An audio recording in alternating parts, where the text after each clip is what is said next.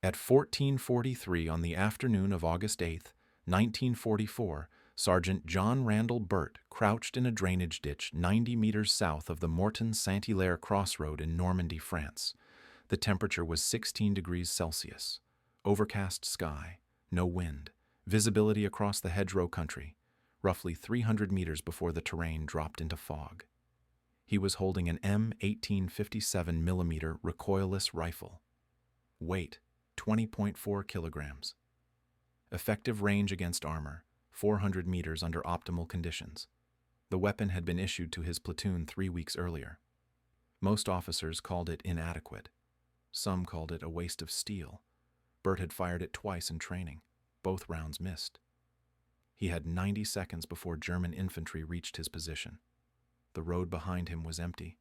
Burt was 22 years old. He had been in Europe for 7 weeks. Before the war, he worked as a surveyor's assistant in Pennsylvania, measuring property lines and calculating grades for drainage systems. He did not speak unless spoken to. His platoon leader had put him on recoilless rifle duty because no one else wanted it.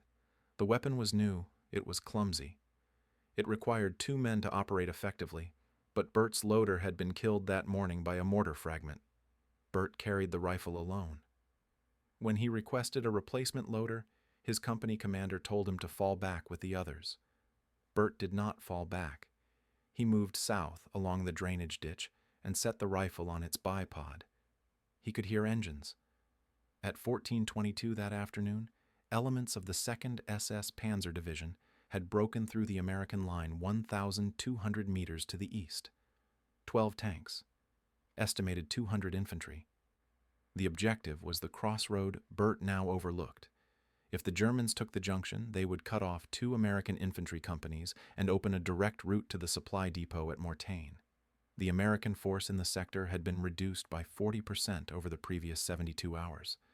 Ammunition was short. Reinforcements were not available.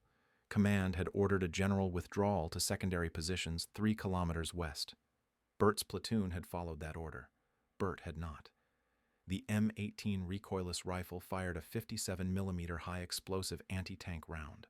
Muzzle velocity, 365 meters per second. Penetration, 76 millimeters of armor at 0 degrees impact angle.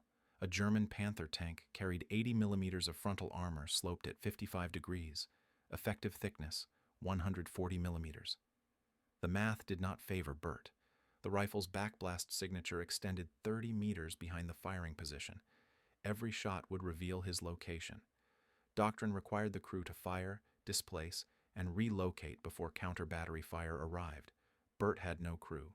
He had 8 rounds. At 14:44, the first Panther appeared on the road 340 meters northeast of Burt's position. Speed, approximately 15 kilometers per hour. It moved in column with 4 others behind it. Spacing, 50 meters between vehicles. Infantry followed on foot in 2 files along the ditches. Burt counted 60 men visible.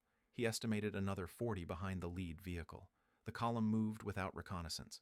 The road had been declared clear by a forward unit 20 minutes earlier. Burt aimed at the lead Panther's left track assembly. He did not aim for the turret. He did not aim for the frontal plate.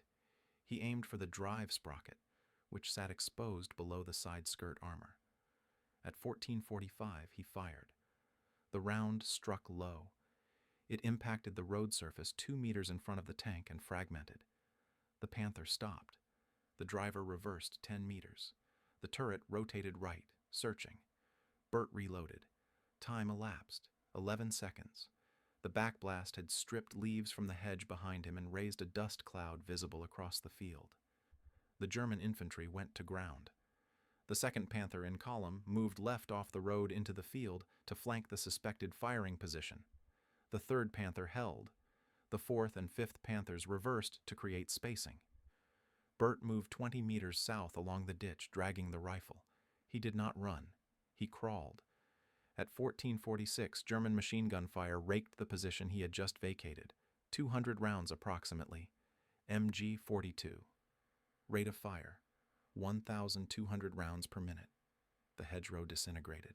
The 2nd Panther advanced across the open field toward Burt's original position. Range, 280 meters. Speed, 8 kilometers per hour. The ground was soft from rain. The tank moved slowly. Burt set the rifle on the edge of the ditch and aimed again at the track assembly. The Panther's side armor was thinner, 40 millimeters, unsloped. He fired at 1447. The round struck the front road wheel. The wheel exploded. The track separated. The Panther lurched left and stopped. The crew did not dismount. Burt reloaded and moved again, this time 30 meters west along a connecting drainage channel. He had 6 rounds remaining. German infantry began advancing across the field in a skirmish line, 40 men visible. They moved toward the disabled Panther, using it as cover. The lead Panther on the road resumed movement, turning off the pavement to follow. The third Panther followed. The fourth and fifth held position on the road. At 1449, Burt fired his third round at the lead Panther from a range of 310 meters. He aimed at the turret ring. The round struck the glacis plate and deflected upward. No penetration. The Panther stopped. The turret rotated left. Burt slid down into the ditch. 30 seconds later, the Panther fired its 75 millimeter main gun. The round impacted 15 meters north of Burt's position. The hedgerow erupted. Dirt rained into the ditch. Burt did not move for 40 seconds. At 1451, the German infantry reached the disabled Panther in the field. They used it as a rallying point. 50 men now clustered within 20 meters of the vehicle. The lead Panther and the third Panther continued advancing toward Burt's suspected position. Range, 240 meters. Burt moved south another 40 meters. The ditch ended at a farm track. Beyond the track was open ground. No cover for 150 meters. He could not cross. He turned west and followed the track for 30 meters to a stone culvert. He positioned the rifle in the culvert's shadow and sighted on the disabled Panther. He could see men standing near the turret. He could see one officer pointing toward the hedgerow. At 1452, Burt fired his fourth round. He did not aim at the tank.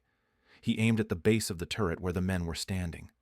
The round impacted the ground 1 meter from the hull. The high-explosive warhead detonated. Fragmentation radius, 10 meters. 11 men went down. The others scattered. Burt reloaded. The lead Panther fired again, this time at the culvert. The round struck the stone structure. The culvert collapsed partially. Burt was showered with debris but not hit. He moved east back toward the ditch, crawling through the farm track mud. The German advance stopped. The infantry pulled back 50 meters from the disabled Panther. The lead Panther and third Panther halted. At 1455, the Germans deployed mortars. Burt heard the distinctive thump of tubes firing. He counted 6 rounds outgoing. He pressed himself flat in the ditch.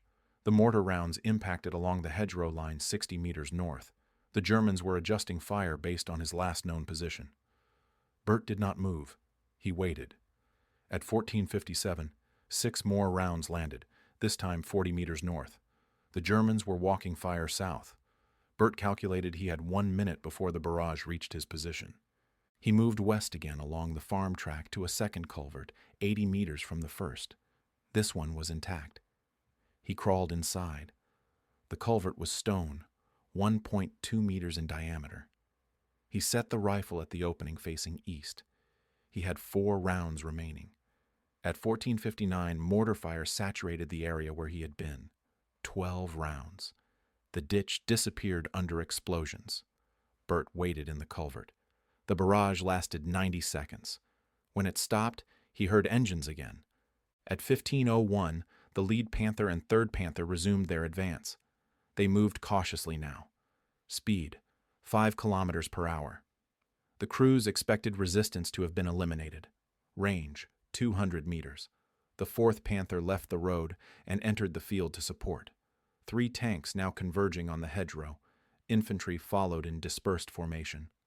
Burt sighted on the lead Panther. He waited. At 190 meters, he fired.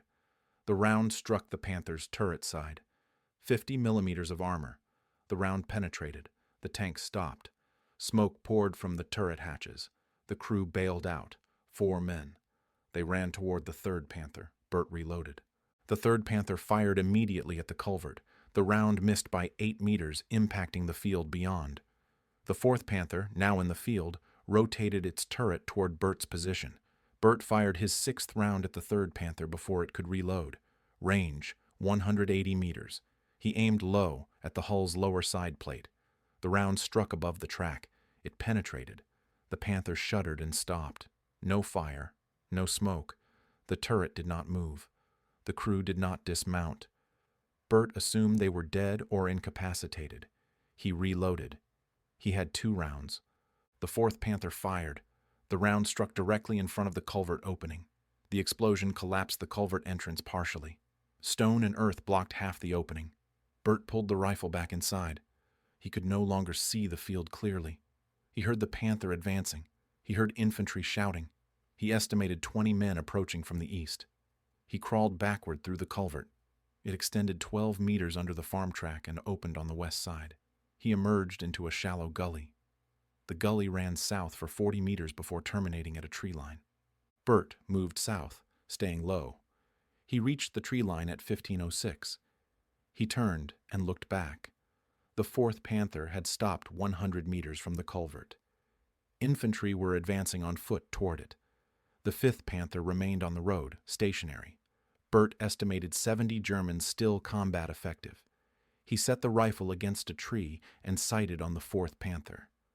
Range, 260 meters. The angle was poor. He could only see the frontal arc. He did not fire. He waited. At 1508, German infantry reached the collapsed culvert. They began searching the structure. 12 men visible around the entrance.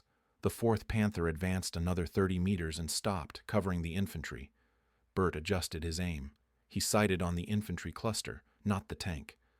At 1509, he fired his 7th round. High explosive. The round impacted among the men at the culvert entrance. 6 went down. The others dove for cover. Burt reloaded his final round. The 4th Panther rotated its turret toward the tree line. It fired. The round struck a tree 10 meters to Burt's right. The tree exploded. Splinters and branches rained down. Burt moved left along the tree line 20 meters. He set up again. The Panther was relocating, moving toward the tree line at an angle. Range, 220 meters. Burt could now see the side profile. He aimed at the engine deck. The armor there was thinnest. 16 millimeters.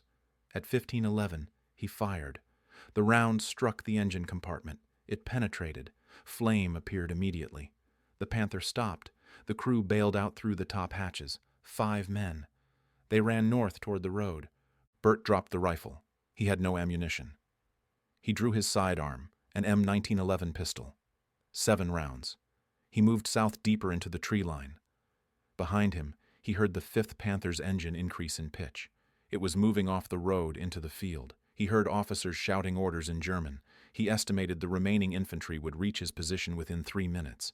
He moved 100 meters south through the trees to a farm path. He followed it west for 200 meters, then turned north back toward American lines. At 1547, Burt reached friendly positions 2 kilometers west of the crossroad. He reported to his company commander. He stated he had engaged enemy armor with the recoilless rifle. He stated he had expended all ammunition. The company commander asked how many targets he had engaged. Burt said 5 tanks, possibly more infantry than he could count accurately. The company commander did not believe him. He sent a reconnaissance patrol forward at 1630. The patrol returned at 1815. The patrol confirmed 4 Panther tanks destroyed or immobilized in the sector Burt described. A 5th Panther, damaged by fire, had been abandoned. 33 German casualties were counted in the immediate area. The German advance had halted. The crossroad remained in American hands. The supply depot was secured. 2 American companies that would have been encircled withdrew successfully. Burt's company commander filed an after-action report that evening. He recommended Burt for commendation. The recommendation was downgraded to a unit citation by battalion command. The official reason given was insufficient corroboration of individual action. Burt was reassigned to a rifle squad 3 days later. The M18 Recoilless rifle was withdrawn from service in his unit and returned to ordnance. It was deemed ineffective against medium armor. Burt survived the war. He returned to Pennsylvania in 1945 and resumed work as a surveyor. He did not speak about August 8, 1944. When asked by his family what he did in France, he said he dug ditches and stayed low. He died in 1983.